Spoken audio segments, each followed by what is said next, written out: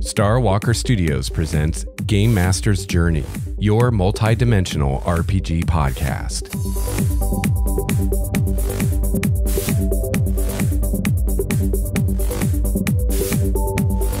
Welcome to episode 116 of Game Master's Journey, your multi-dimensional RPG podcast.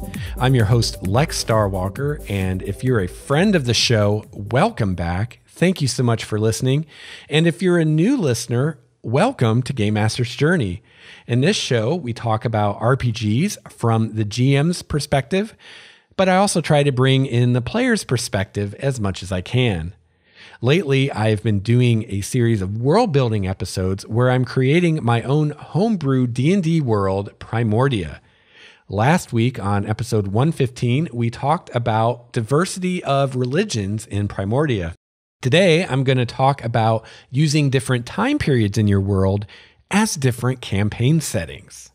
So this week is the 18th world building episode. And as always, I will have all of the previous world building episodes linked in the show notes at starwalkerstudios.com. Also, I wanted to let you know, for those of you that are playing Dungeons & Dragons and playing 5th edition, that there was a new Unearthed Arcana PDF released this week by Wizards of the Coast. They put these out about once a month or once every month. It kind of varies. And this week, the new Unearthed Arcana has a new patron for the Warlock. And this answers the question, well, what if your Warlock's patron is a god of magic or something like that? So we have a patron for that now. And there's also a new wizard archetype for a wizard who follows a god of magic. And Mike Merles said that he wanted an alternative for a follower of a god of magic other than being a cleric. And he thought it was really cool to have a god of magic have wizards instead of clerics. And so this is an archetype that kind of creates a hybrid between a cleric and a wizard.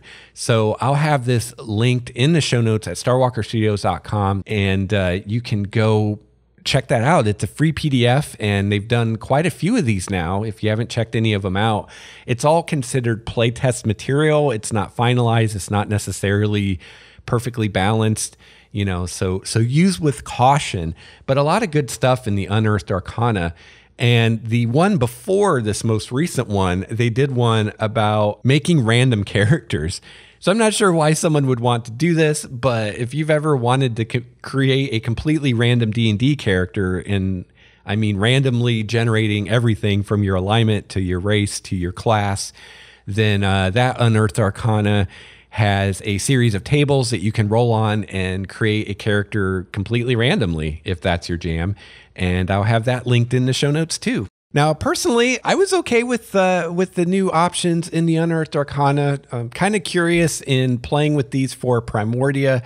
I could definitely see my god of magic having wizards and clerics following her and serving her. So I would definitely allow a wizard in Primordia to use this new archetype and get access to a cleric domain. I think that's pretty cool.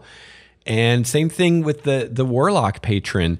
Really cool. And also another way to play a Warlock who isn't necessarily evil and twisted, which I like. We have a few options for that now in the Unearthed Arcana, which is really cool. Another one I really liked was, I forget what it's called, but there's a Warlock option in the Unearthed Arcana where you can channel positive energy. I thought that was pretty cool. That would be kind of a fun character to play. I really kind of have to see these things in action at the table before I can really get a good feel personally as to how they stack up with the other options in the game. Are they well balanced, or are these just not very good compared to what we already have in the PHB, or are they maybe too good, or are they just right? I don't know until I see them in play. But so far, I haven't tried anything that Wizards has come out with in the Unearthed Arcana in a game and found it terribly broken. I had a player playing around with the psionics rules in some of my games, and we didn't have any problems with that. And I've had players use other options from the Unearthed Arcana and haven't had any problems with any of it. So, yeah, I mean, I don't know. Well, time will tell. But I didn't see any red flags. And I would definitely, if I had a player wanting to use these in the game, I'd definitely let them. Another great Unearthed Arcana that came out recently was on feats. And this had some new feats, which were pretty cool in it. But even more exciting for me, Mike Merles talked a bit about his thoughts and philosophy behind how he designs feats for 5th edition and kind of what he's thinking about and what in his mind makes a good feat versus not a good feat. And he even gives us an example of a feat that he creates and then says, this isn't a good feat, and this is why this isn't a good feat. And then let's go and make a good feat to replace it. And I thought that was really interesting and made a lot of sense to me. And after reading that, I don't think it would be terribly hard for me or any DM to come up with your own feats that aren't overpowered and keeping in mind kind of this philosophy behind how feats are designed for 5th edition. And I know for me personally, I'd be much more comfortable creating feats for my game now that I kind of know where the designers are coming from. And I'm actually looking forward to coming up with some feats for Primordia, but I'm not going to create feats just to create feats. I don't want to recreate 3rd edition or Pathfinder here. So I'll wait until the need arises. But when I come across something in Primordia and I'm like, I really need a feat for this, I'll have a lot of fun designing one. Now, real quickly, I just want to mention that Game Master's Journey is now available on Google Play. So if you're using Google Play to get your podcast, you can now find Game Master's Journey there. And I'll have a link to the show on Google Play in the show notes at starwalkerstudios.com if you don't want to search for it. Also, I am planning in the near future to do an episode of the show on theater of the mind, how to run theater of the mind well as a GM, how to free yourself from miniatures and grids and things like that, and run theater of the mind. And so what I'm hoping for is to hear from any listeners who use theater of the mind, if you have any tips or tricks that you have learned as a GM to help make theater of the mind work for you at your table and to make the most of it. Now, there's a lot of different ways you can use theater of the mind. You can use theater of the mind exclusively and never use miniatures or a grid, or you can use theater of the mind sometimes and use miniatures and grids at other times.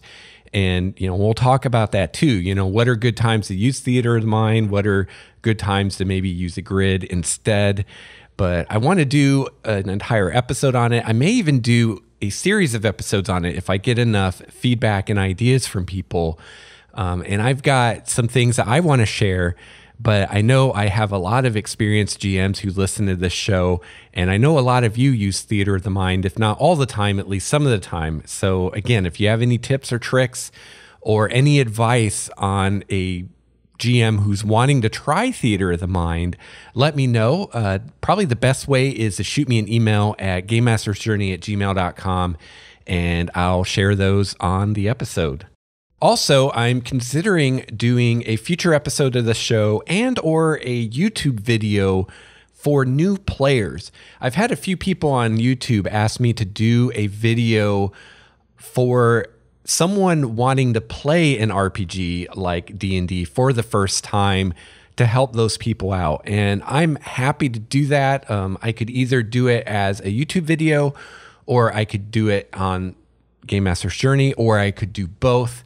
But what I'm really looking for is specific questions or areas of confusion that new players have. It's been, close to 30 years now since I started playing tabletop RPGs. So I'm not sure that I'm the best person to understand where a new player is coming from and what is going to be confusing to a new player and things like that. So if you're a new player, or if you were a new player not too long ago and you have ideas of topics I could cover or questions I could answer, definitely let me know. Again, you can email me, gamemastersjourney@gmail.com. And I will say that friend of the show, Matthew Colville, who was on a while ago, recently did a video for new players, and I'll link that in the show notes at starwalkerstudios.com for this episode 116 of Game Master's Journey. So you can check that out. I don't think that what he did is exactly what the people that have asked for this from me are looking for. But if you are one of those people looking for information for new players, definitely check out his video. And then after watching it, let me know, did that scratch the itch for you, or are there still questions that he didn't address? And then I'll try to cover those when I do my video or my episode. This is Matthew Colville, and you're listening to Game Master's Journey. All right, well, this is the part of the show where I take a minute to give some thanks and recognition and show appreciation to the patrons of Starwalker Studios. Thank you so much, patrons. And also today, I want to just really quickly let you know that I just recently completely revamped the patron rewards, and I moved some things around. I got rid of a couple of the tiers that just no one seemed to be interested in. And I tried really hard to make the lower tier rewards even better. And I just want to thank all my patrons. And since I've changed the rewards around again, I just wanted to thank my tier 1 patrons: Nelson Robena, John C., Brandon Smith, Paul, Patrick Krantz, Steve Ela, Rob Whitaker, and Matthew Arbo. And I want to thank my tier 2 patrons, Irving Flanagan and Barb Dolis. And I want to thank my tier 3 patrons, Chris and Casey Lipson. And finally, as I do every week, I got to give it up and thank my tier 4 patron, Mr. Steve Strickland. Let's hear it for Steve. And let's hear it for all the patrons. Thank you so much, patrons. Yeah. Yes. Hey, you're the man.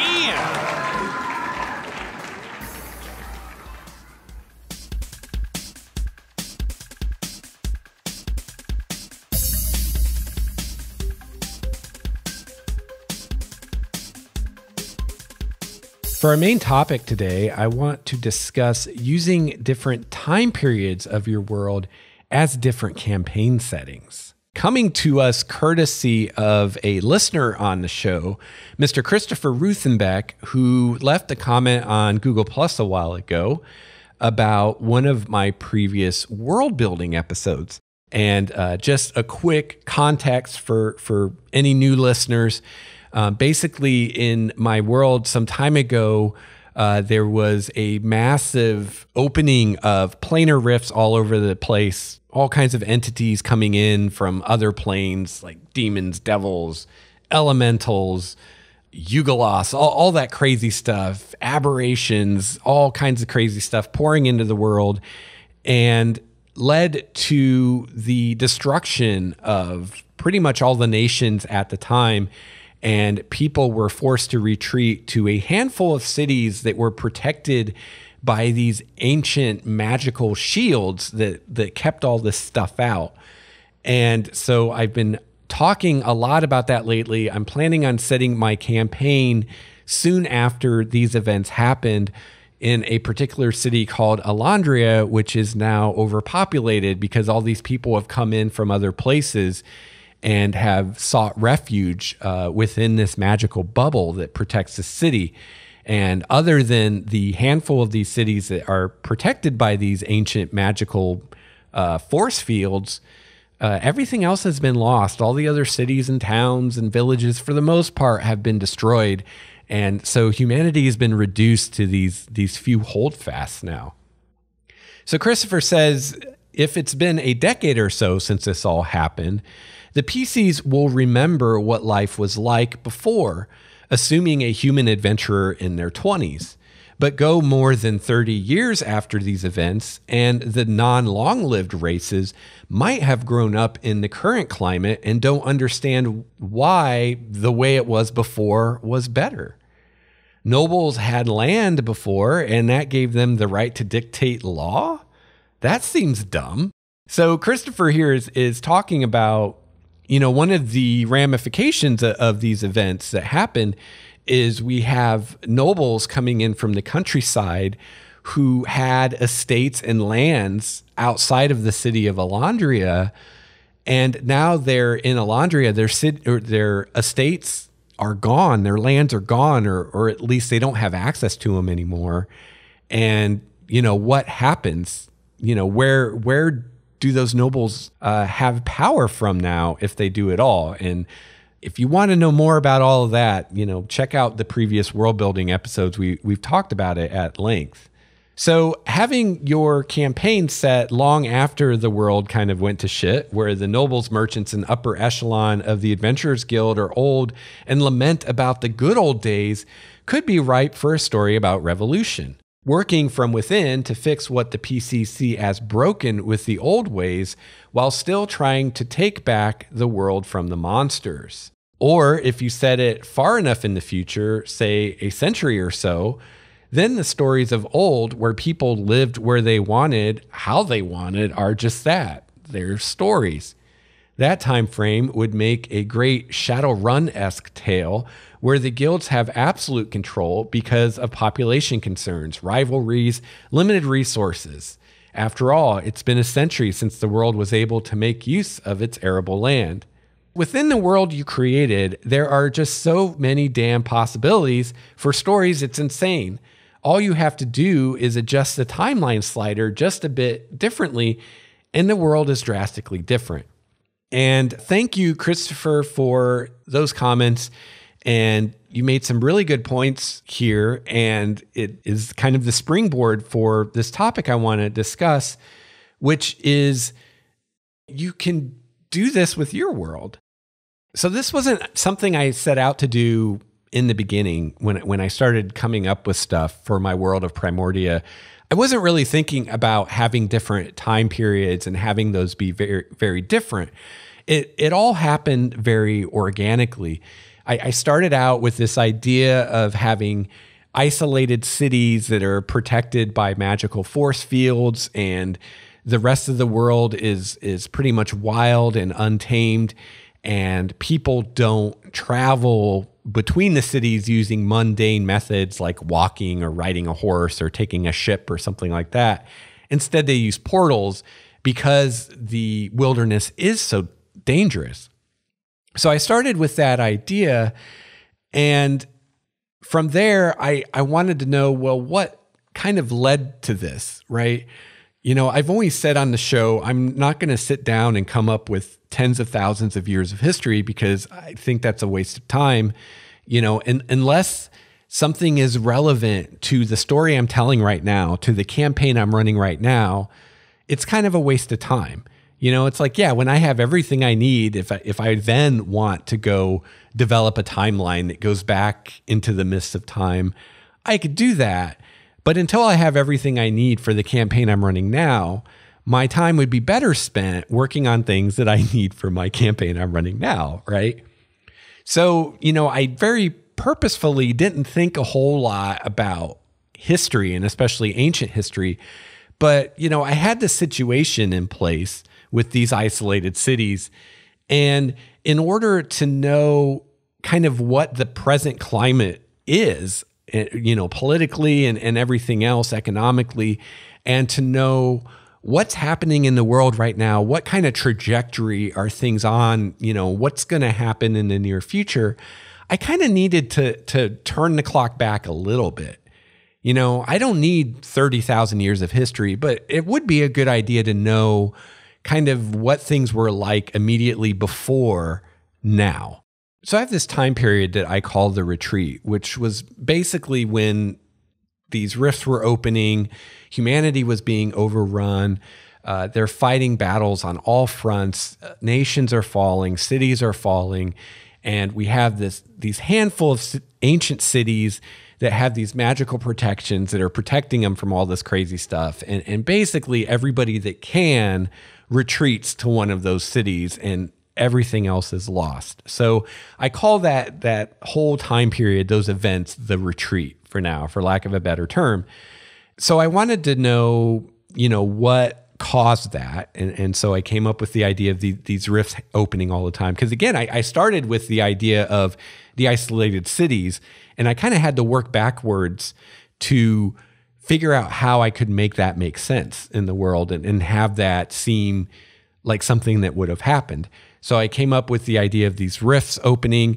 I'd already established as one of the founding principles of Primordia that it's a planar nexus where rifts to other planes and gates to other planes and things like that open far more often than they do in other worlds.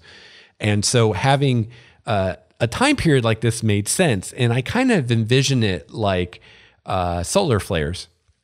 So the sun has solar flares and solar mass emission events, I believe they're called.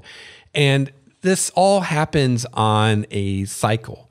So the sun is on this cycle, and I forget how many thousands or millions or whatever of years long the cycle is, but it has this natural cycle where there are times where there are many more solar flares, and then there are times when there are fewer, or when they're more severe or less severe. And it's a cycle that the sun goes through, and you can kind of make predictions of, okay, during this time period, it's going to be worse. During this time period, it's going to be less, kind of, that kind of thing.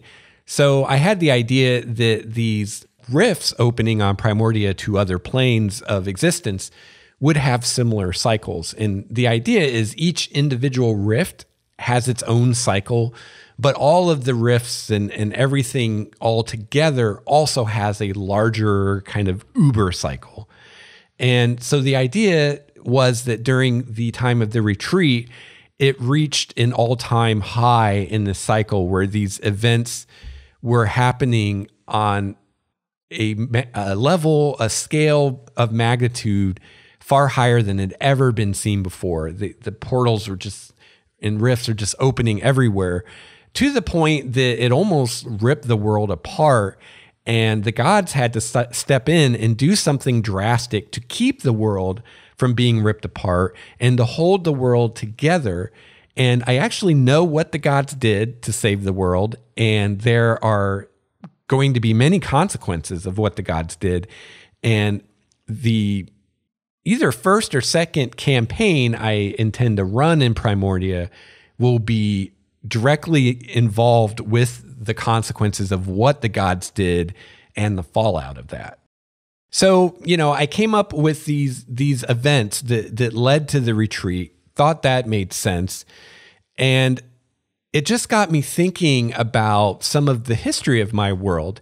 And I've mentioned on previous world building episodes how when I first came up with this idea of the isolated cities, I thought it was really cool. I really liked it, but quickly realized that it opened a whole can of worms because I can't do a lot of the tropic cliche things that you can do in a lot of D&D games. I can't have the PCs guard a caravan, for instance, because there are no caravans, because the only way people travel from city to city is through a magical portal. They don't take a road. So there's no, PCs being caravan guards or anything like that. Also, it's much more difficult to have player characters that are from somewhere else. So if I'm running a campaign set in Alondria, I can easily have a player character who's from another city that trades with Alondria, because we can just say, well, you came through the portal. Like, that's pretty easy. But having a player who wants to play a barbarian or a ranger who exists out in the wild or comes from some faraway place that doesn't trade with Alondria, that becomes more difficult because, the tale of how that character got from where they started to where they are now is much more involved than it would be in other worlds. And I kind of had this moment thinking of this, of wondering, is this too much? Am I making it too hard for myself? Maybe I should make this more of a vanilla generic D&D setting and it'll be easier.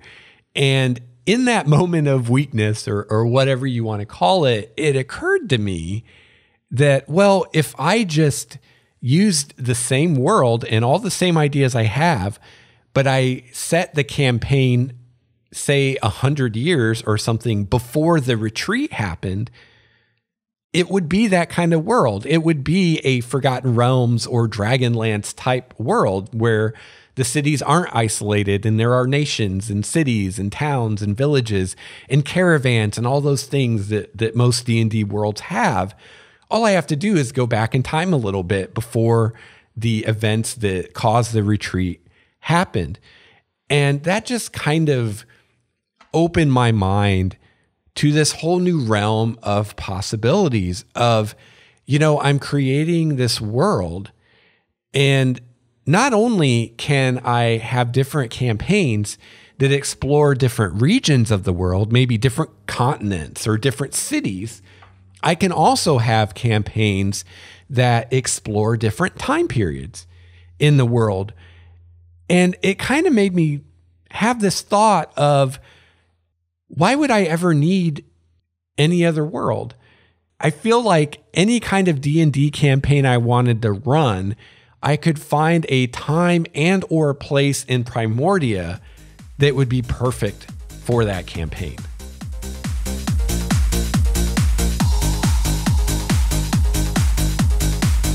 I think one of the main elements of this show that makes it great is when I hear from listeners like you. I am always happy to hear from my listeners, whether you have a question, feedback on an episode, or ideas for world building or anything. I'd love to hear from you. You can email me at gamemastersjourney@gmail.com. You can follow me on Twitter @LexStarWalker, and you can follow me on Google plus LexStarWalker. The place to find everything else you want to know about the show and about me, how to get a hold of me, is on the website, starwalkerstudios.com/GameMastersJourney. You can find links to my YouTube channel there, the Primordia subreddit, the Game Masters Journey community on Google+, all kinds of stuff at starwalkerstudios.com.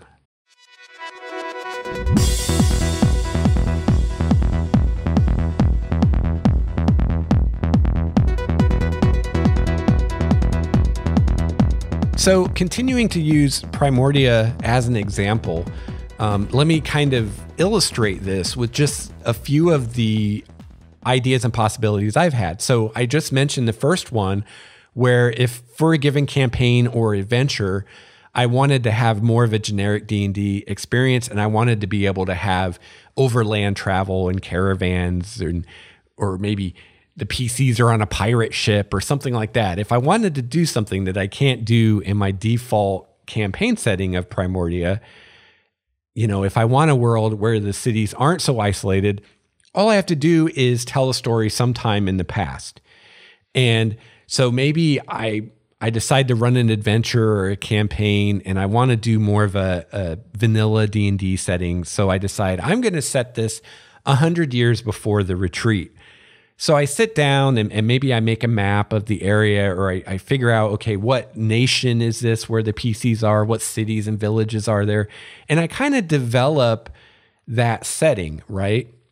But the cool thing about it is what I develop for that is going to be relevant to my main setting set in the quote current day of Primordia than anything else I would do. I mean, obviously it's going to be more relevant than if I was like, well, I want to do more of a generic D&D game this time, so I'm going to build a new world for that, right? It would be really hard, not impossible, it could be done, but it would take some doing to make things I do in that other world at all relevant to Primordia. And I think you can see that, right? Even if I was like, well, let's come up with a new continent. Okay, everything I've come up with for Primordia so far is on this certain continent. I can just come up with a continent on the other side of the world and make things totally different there. and I can run my vanilla campaign over there. And you see this very much with, for instance, the Forgotten Realms, right? You have different areas of the realms that, if you want to do something kind of Native American, you've got Mazteca. If you want to do something more inspired by, say, Japanese stories and mythology, you've got, what is it? Karatur, I think. I don't know. I don't know the realms that well, but you see what I'm saying? You have different areas of the realms that have very different flavors. I think you have an area that's kind of Egyptian in flavor. So, we've seen that kind of thing before. So, you could do that in your world and say, or in Primordia, I say, okay, well, the continent that Elandria is on is like this, but this other continent on the other side of the world, call it Vanilia, is more like your vanilla D&D where cities aren't isolated and all that stuff. But again, it'll be easier to make that relevant than having it on a totally different world. But it's still going to be difficult because, in a world like this, there aren't going to be many people that will travel from one continent to another. And for the most part, that'll probably be limited to maybe explorers, if you have explorers in your world, and high-level adventurers, right? People that can teleport and stuff like that. But most people aren't, most people don't travel from one end of a continent to another, much rather to a different continent. So you're going to kind of have an uphill battle making anything that happens in this other campaign on this other continent of Vanilia at all relevant to a campaign you run on Primordia, right? Well, I realized, thinking about all this, that traveling through time is in a way better, because let's say I want to have my vanilla D&D experience, and instead of saying I'm going to come up with a different world or come up with a different continent, I instead say, no, it's going to take place in Elandria, but it's going to take place 100 years in the past. Well, then it becomes much easier to have things that happen in this campaign set 100 years in the past have relevance to maybe another campaign I'm currently running in present day Elandria, or future campaigns I may run in present day Elandria. So, maybe I run, I can see this is going to get confusing. So let's say I'm running a campaign in present day Elandria. We'll call that campaign A. And I'm going to start a campaign in the past called campaign B. Well, I could have things happen in campaign B that will inform the Elandria in campaign A. So maybe in campaign B, set 100 years in the past, maybe the PCs save the city from some great threat. And to commemorate that, the city officials build a statue in honor of the PCs, maybe a statue showing their characters, like together in a group or something like that. Or maybe there's a frieze on a wall somewhere depicting the group or something like that. But there's some kind of statue or monument put up to honor the characters. Well, then the characters in campaign A, set in present day Elandria, could come upon that and see it, 100 years later, see this monument to their other characters and what their other characters did. And I think that'd be really cool. And, it's easier to have things that happened in the same place in the past be relevant now, I think, in this kind of world than it is to have something that happened on a different world or on a different continent be relevant. And I think that's really cool. And I think there could be a lot of possibilities there. Or maybe, you run campaign A, you finish campaign A, you run campaign B set 100 years in the past, you finish campaign B, and then you begin campaign C that again is set in present day Elandria. Well, now you have all of the events that happened in campaign B informing your idea of the past of Elandria. And as a dungeon master, you can call that into play. You can bring that history into play. And if you have the same players, they're going to remember that. And you're not going to have to info dump about this great battle that happened 100 years ago because the players were there, even if their characters weren't. And the really cool thing is the players can do that too.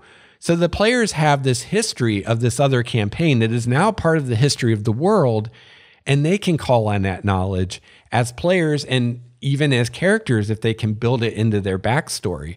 And, I think they should, and I think you should let them.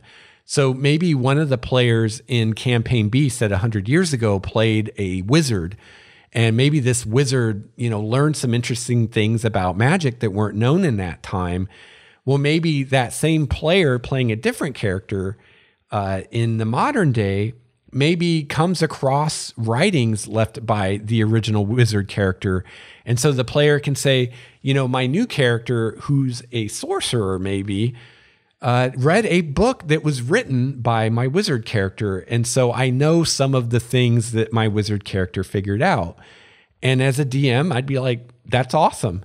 Not only are we kind of bridging these two campaigns together, but you're using a previous character to enrich your present character, which I think is awesome. I would definitely encourage that. So I started thinking about this and it got the wheels turning. And another part of this was in previous world building episodes, I've talked about, my thoughts as to, what happens when we have all these nobles who have lands and vassals outside the city of Alondria. They've lost all that. Now they're living in the city. They still have a title, but they don't have lands or vassals anymore. What happens? What happens between them and maybe nobles who are in the city and have lands in the city? What happens between them and merchants who it seems would have more real power now because they still have all their money and their goods and whatnot? What happens in interactions between these nobles and the royal family and the Guild of Adventurers and the church or churches and whatnot? And these thoughts led me to realize that if I had a campaign set, let's say 10 years after the retreat or 5 years after the retreat, that would be a very different environment to set a campaign in than a campaign that happened 100 years after the retreat.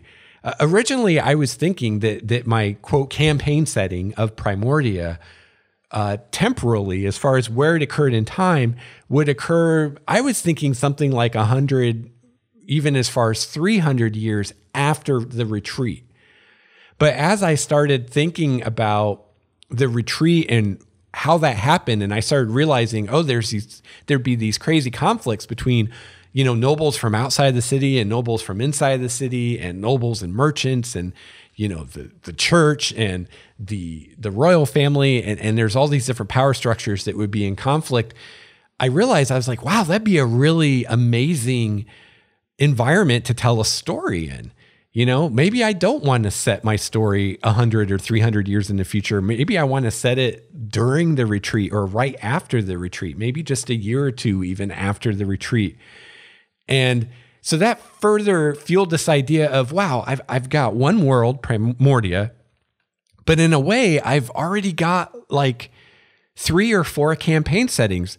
I've got the campaign setting of Primordia, say 100 years before the retreat, which would be very much more similar to a campaign setting like Greyhawk or Forgotten Realms or Dragonlance, much more vanilla D&D. Campaign setting number 1, if you will.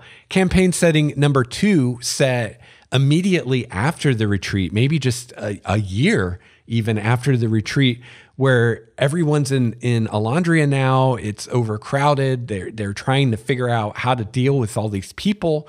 They're trying to figure out what to do with these nobles who don't have lands anymore but still have titles. And what is the pecking order now between the church and the crown and the nobles who still have lands because they're in the city, and the nobles who no longer have any lands, and the merchants, and how does all that shake out? So there's campaign setting number 2, dealing with all that. And then campaign setting number 3, set 100 years later, when all that's been resolved and we have this new world now with these isolated cities, and maybe the merchant and the noble class has merged now. And merchants and nobles are a single class now.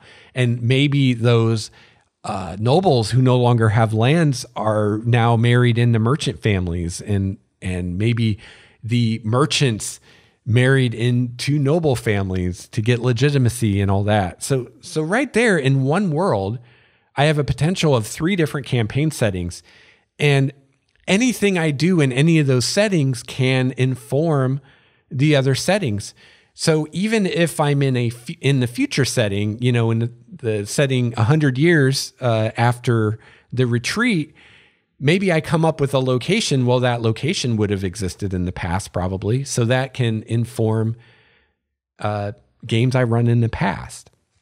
So, this is something I don't know that I've ever heard anyone really talk a lot about, and I'd never really thought about, but running campaigns in the same world, but in different time periods.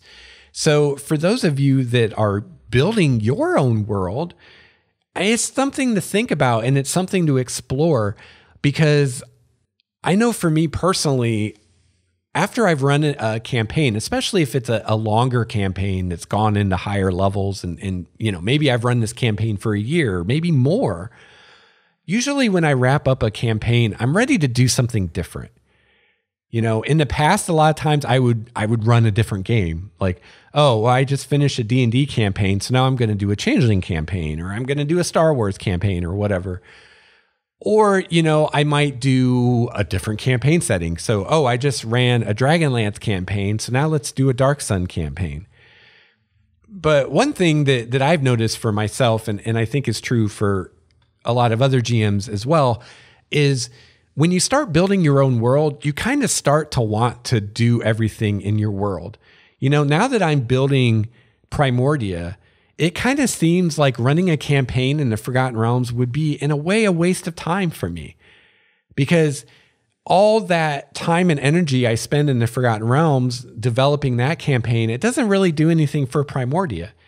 I mean, I might have some ideas that I think are pretty cool and I want to translate over, but it would be much more efficient, I feel like, to just run another campaign in Primordia and develop Primordia more, right? Also, world building, I don't want to build another world, so if I want to do that vanilla D&D campaign, I mean, I don't want to do it in Forgotten Realms because I'd rather develop my own world instead of some other setting.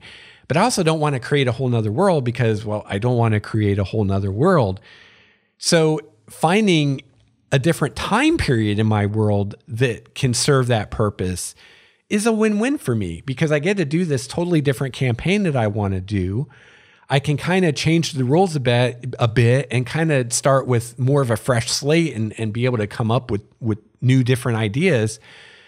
But it's not all wasted in regards to my primary campaign setting, because and I would recommend going into the past if you can, because it's going to be a lot easier to have things that you do in this new campaign relevant to your world as a whole if it occurs in the past of your, quote, main setting, if you see what I'm saying. It's going to be easier than if it's in the future. Although in the future, I mean, you could still use locations as long as they existed in the past, but you can't use so much things that your PCs did. And I think being able to have a campaign set in the past of your world and having that inform later campaigns that you run in your world, and being able to call upon events from that past campaign as like historic events in your world would be really cool. It's like, for a real world example, it's like learning about something awesome that George Washington did and being like, and not only that, but George Washington was actually a character I played in a previous campaign. Instead of just some random NPC the DM came up with, no, that character was a player character in a previous campaign. And maybe it was my character, or maybe it was my buddy's character. And that kind of thing is really cool. And that, to me, is one of the biggest sells of having your own world as a DM, or at the very least, taking a world and making it your own. I've said on the show before, when I ran D&D in high school, I started out with Dragonlance. I think my first 1 or 2 campaigns were in Dragonlance. And then I went to Forgotten Realms. And from then on until I started building Primordia, all my games were in Forgotten Realms, but I kind of made it my own, and I had my own timeline.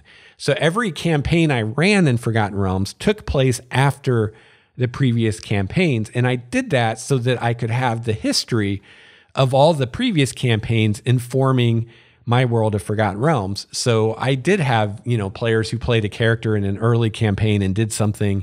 And then in a campaign years down the road, that's part of the history of the world now. And that's really awesome. And it's really great for players who've been with you for a while to be able to have that kind of stake in your world where characters they've played have helped create the history of your world. And you can do that, the standard way of just every campaign you run in your world advances the timeline a little bit, takes place maybe a year later or immediately after the last campaign ends. And I think most of us probably do that by default. But you can also explore more of your timeline by maybe setting a campaign or an adventure or just a one-shot in a previous era of your world. And finally, not only can you use this trick to do something different in your world without having to use a different world or create a different world, but you can also use it to explore your timeline. So, maybe you get to the point in world building where, you're up and running, you're running a campaign, you fleshed out, what your players need right now. And you're at that point of luxury where you can kind of just do whatever you want because it's like, well, I've got what I need. So now I can do whatever I want or whatever occurs to me. I don't have like this pressing, I got to have stuff for next session over my head. And maybe then you want to start developing your timeline. And maybe you do develop 30,000 years of history. Well, maybe in the development of that timeline, you come up with things that are really cool. Like maybe long ago, there was this epic war between the giants and the dragons. Well, maybe you get excited about that and you're like, I want to tell that story. I want to have an adventure that takes place during that time period of this epic war between the giants and the dragons, and tell a story there, or even a whole campaign. So I think that would be a lot of fun. And again, instead of using someone else's world or going to a very removed part of your own world to tell this other story, you can do it in a different time period. And then in future campaigns, it can be more relevant and you can pull elements of that in because your player characters in a later campaign can maybe encounter written documents talking about things that the characters from the other campaign did. Or maybe they find some kind of like magical holographic record and they get to see a scene of their old characters or something like that. I mean, there's just so many things you can do with this. And, I wish I could say I was a genius and I designed Primordia this way from the beginning, but that's not true. I kind of stumbled into it just, following the rabbit trails of, thought A leads to thought B leads to thought C, and led to this realization of, hey, not only do I have the potential of developing whole new continents for my world where things could be completely different, but I also have the potential of developing other time periods in the past, and even time periods in the future, and exploring those and using those to build the richness of the history of my world. So I'm not just info dumping a bunch of history on my players that they don't care about, but where we're developing that history together as a group through the vehicle of a campaign. So I'm really excited about this. And, I'm kind of a bit scattered as a person, I guess. I am easily distracted and I tend to get really excited about an idea or a game or whatever and just really immerse myself in that until I've had enough of it. And then I want to go on to the next thing. And I think a lot of us as game masters and players are like that. And, that kind of thing can lead you to a place where you feel like every year or something, you got to come up with a totally new world for your D&D game or start playing a totally different game just so you can do something different or just so you can chase that new cool idea that you've got. And for me, it was a real kind of eureka moment to realize that I can actually really do a lot of that in one world by not only exploring different places, but different time periods as well. So I'm really excited to do that with Primordia. You know, right now I'm really focused on the time period of the retreat, and I'm really pretty sure at this point that my first campaigns are going to take place within probably a few years of when the retreat happened, because I think that's a really interesting time period to explore. And a lot of the questions that we've talked about on the show as far as what would happen between the merchants and the nobles with land and the nobles without land, I think those questions would be a lot more fun to answer with the players at the table during a living campaign than just to come up with it all myself. So I'm pretty sure that that's going to be my quote main campaign setting of Primordia, but I am looking forward to exploring possibilities of time periods in the past and maybe even in the future as I develop Primordia.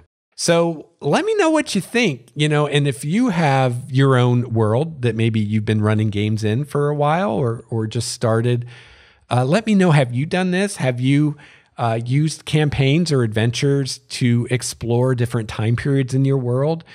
Or maybe this is a new idea to you too. And if so, let me know what you think, if this is something you think you will use in the future, or again, if it's something that you have used already. I'd love to hear what your experience has been with it, what you've done as far as different stories you've told in different time periods in your world. I'd love to hear about it.